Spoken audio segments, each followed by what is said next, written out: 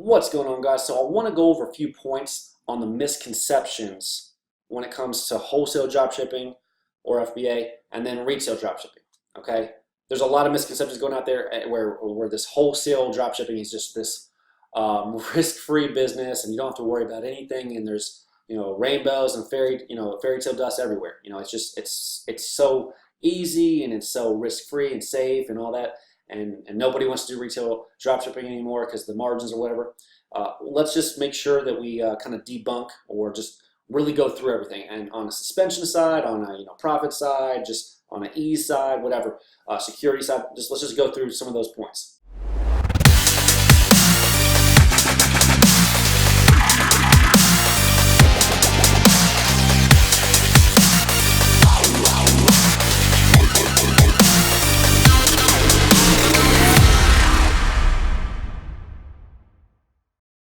So I was talking with a client and he reiterated everything I've kind of said, but I really want to just say all of them right now on this one video and make sure we really kind of just have that full understanding of it. So now with resale dropshipping, okay, I've had all of you guys really try to get those statements of authorization and build those relationships up, sign up with the wholesale dropshipping companies for the main purpose of being able to, if Amazon were to catch you or ask you on the dropshipping, like if you get suspended because of retail dropshipping, you can have some legitimacy. Okay, so that's one.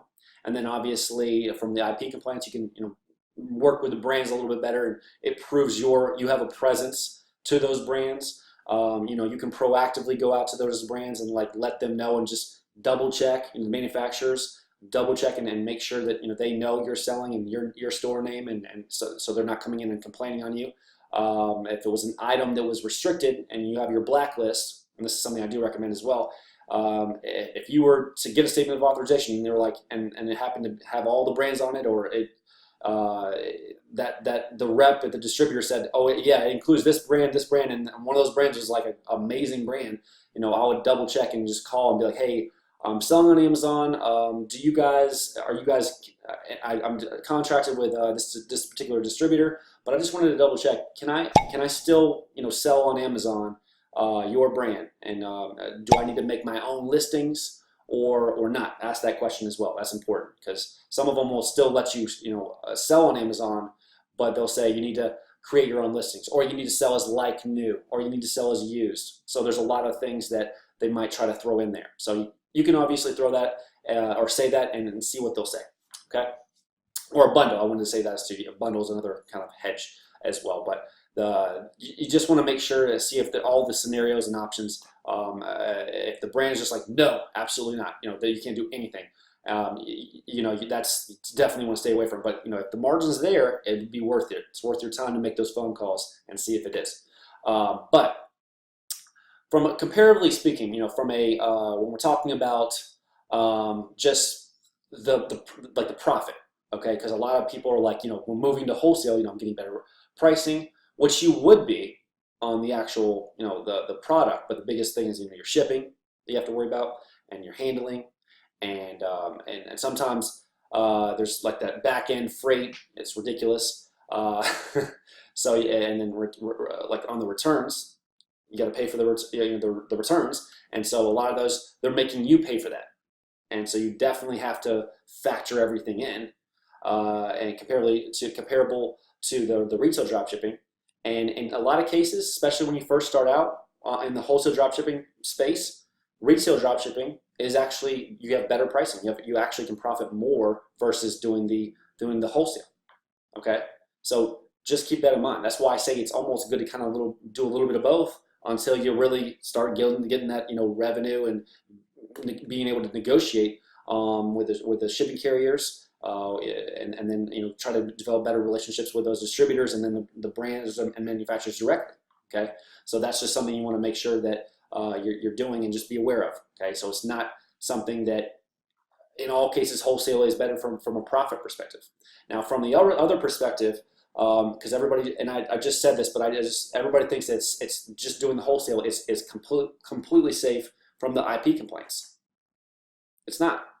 Okay, one of the clients that I was talking to, I mean, he had hundreds and hundreds of thousands, okay, like over 200,000 wholesale drop shipping items on his store, and got 100 IP complaints from uploading everything.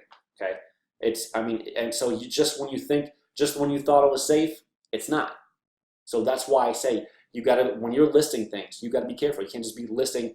I said in another video when I was talking about the wholesale, list things one by one, slowly. Obviously, to trust the supplier or the distributor, manufacturer. Make sure you trust them and have a good. You're wanting to build a good relationship with them, but you want to make sure it's something you want to build a relationship with, and even in the beginning, because it's like if they suck at shipping times, or if their SKUs are just not updating fast, and they say they have 10, and then it's just like they didn't have anything, or it's always going on back ordered, and you're still selling it. You want to make sure you have your settings obviously play a role that you put on inventory source, or if you're using solid commerce or whatever you're using wholesale to be. Your settings make a big difference. But if your supplier, if you have your settings right and your supplier still sucks, I mean, you got to know, you got to understand that. But on the IP complaints, I mean, there's no safe place. You gotta make sure you have legitimacy. All right. Now, Amazon obviously is the biggest problem. So I mean, if you have the statements of authorization to prove, it will kind of wipe away even no matter how many complaints you have. But the more volume of complaints you have, and that's the one you're thinking, hey, with these wholesale suppliers, they have these huge fees. I can just upload all these items, blink of an eye, super fast, boom, just do it all, and now I can be making all this profit super quickly.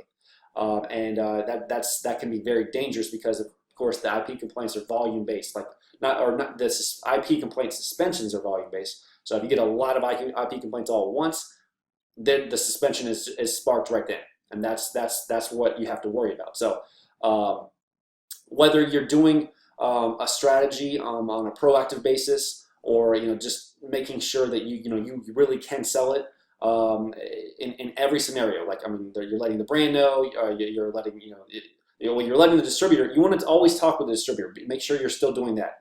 Sometimes they'll say things and then be like, hey, look, they just changed their policy today. Now they're not allowing Amazon. That happens. Just reality. So I mean, you can explain that to Amazon, but sometimes that does happen. All right, and then sometimes it's the math. You lowered your price too low. So be careful if you're doing retail arbitrage and you're doing the retail arbitrage and you're doing the wholesale, because you're still going to have to be responsible for math. Okay, and then they'll also know exactly who you are as well. So don't think you don't want to you create an unrealistic price where they're like, okay, well you have a relationship with us and your price is way lower. It's just like crazy. So you don't want to do that. You want to make sure you're still within range if you were to take advantage of a lower price that you could get from a retail dropshipper or online store. There are a lot of stores, and I do want to say this, that are kind of having their business or their reselling program. I know, like I said, Zoro is doing their bulk reselling program.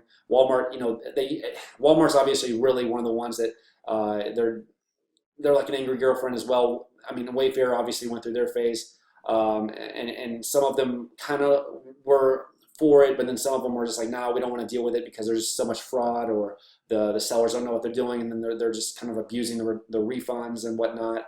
And that's why if you're not paying attention, and you can clearly see that they're charging back your card, and then they're just basically robbing you at that point, which again is crazy to even think about that. But that's when we add this video on how to make sure to audit all of your transactions. It's going to be gold mine. You're going to love it. Okay, so a lot of this course, I just want to make sure that we're all on the same page. It's really just making sure you can keep all your money and keep your account, because that's one of the biggest struggles. Everybody that comes to me doing millions or whatever can get it shut off so quickly, and it's just over. You can have multiple accounts, which I talk about as well, but that's all I'm about. I'm about being a professional problem solver and being resourceful in all these scenarios. Okay, so marketing might not be my forte 100% versus a lot of other people, but it doesn't necessarily have to be, because you can do all the marketing, all the PPC, and all the SEO, and utilize WordTree and all of your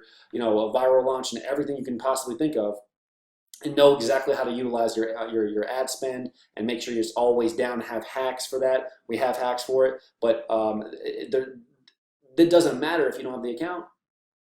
What good is it? You're following, you're doing everything right, and then it's just like boom, it's over. So that's why I say it's like a lot of this stuff is just you got to get. You got to make sure that in every scenario you can maintain your account, maintain every little piece, and understand too. Amazon's fickle. Amazon can change. What might work at one point, I have this some appeals. I've said this before, but I have the appeals templates. Using the same appeal template is definitely not recommended at all, because there's all this stuff that is constantly changing. You got to add more stuff. You got to add more evidence, or you got to show us more that you're adding moving forward to secure and make sure or ensure that you're not going to have this happen again. So and you got to make sure you're changing those letters and knowing how to communicate.